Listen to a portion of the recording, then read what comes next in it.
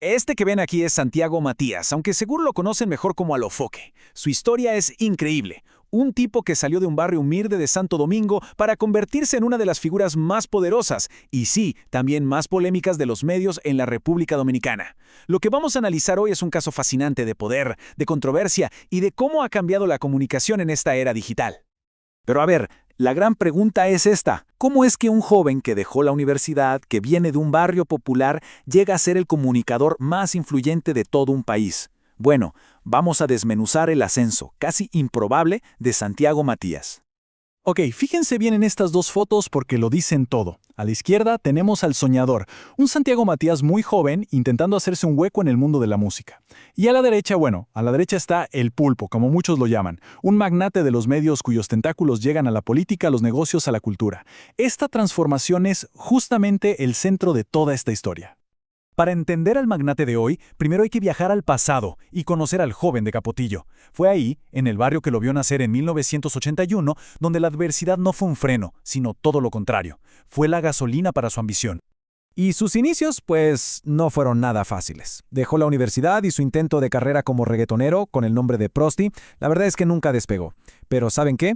Fue justo en ese fracaso donde encontró su verdadero camino. Se dio cuenta de que no tenía que ser la estrella, sino el que las creaba.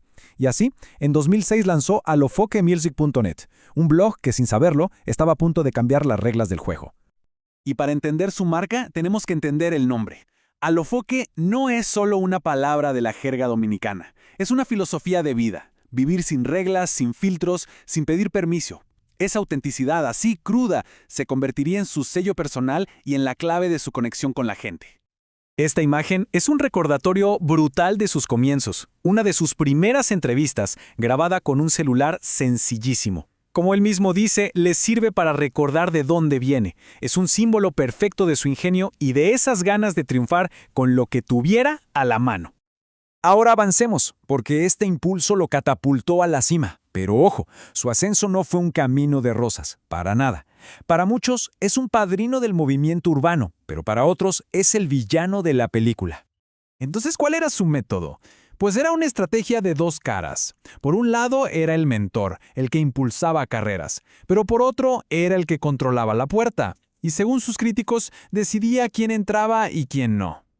Pero su verdadera genialidad, hay que decirlo, fue entender que la controversia vende y que el conflicto es la mejor manera de mantener a la gente pegada a la pantalla.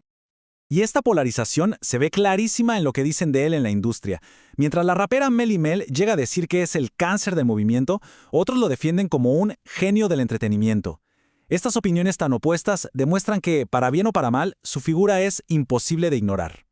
Pero quizás la confesión más clara de su estrategia vino de su propia boca. En medio de una discusión con un artista, Matías soltó esta joya. Yo creo situaciones para mantenerlos vigentes. En esa frase lo admitió todo. Él no solo comenta la noticia, él es el titiritero que mueve los hilos del espectáculo. Pasemos ahora a ver cómo este método tan polémico le sirvió para construir un imperio mediático innegable, uno que hoy va mucho pero mucho más allá de la música. Su paso de la radio al streaming fue una jugada maestra. Empezó en la radio FM, como todos, pero a diferencia de los demás, él vio el futuro en YouTube.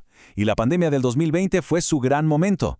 Mientras el mundo se frenaba, él pisó el acelerador, apostándolo todo a lo digital. Y esa decisión no solo lo salvó, sino que lo catapultó a otro nivel, un nivel global. Y para que se hagan una idea de la magnitud de ese salto, solo miren este número. 425,000. Esa fue la cantidad de personas conectadas al mismo tiempo a uno de sus programas en vivo. Es una locura. Son cifras que compiten con los streamers más grandes del mundo y demuestran un poder de convocatoria nunca antes visto en su país. Y claro, ese poder de convocatoria se traduce en un éxito financiero brutal.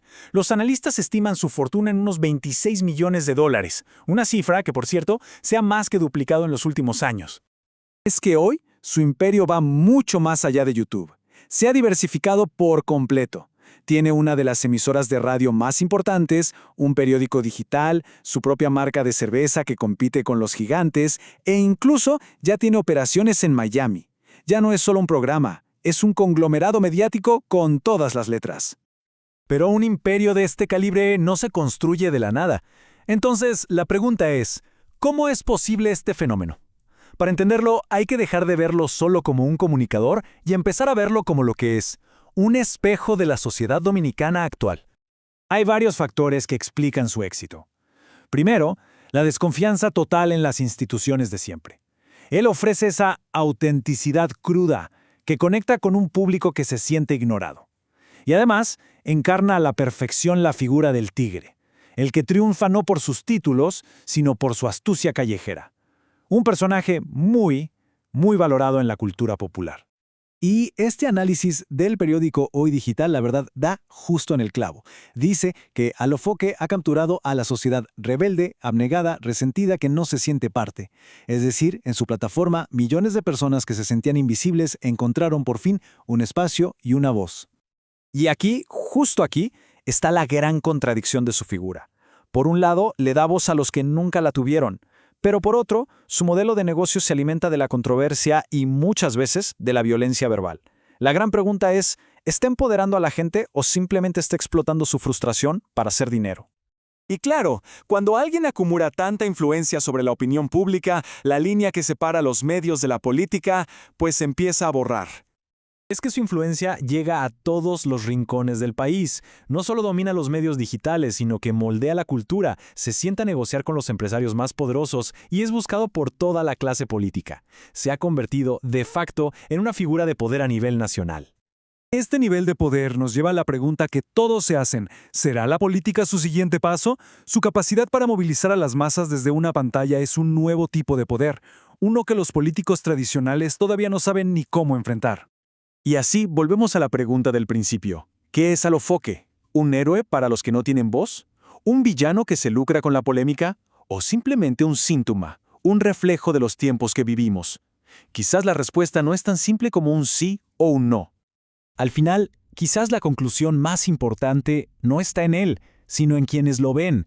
El fenómeno de Santiago Matías dice tanto sobre la sociedad que lo ha encumbrado como sobre el hombre mismo, porque en esta era de desconfianza y de cambios constantes, a veces el mensajero se convierte en el mensaje.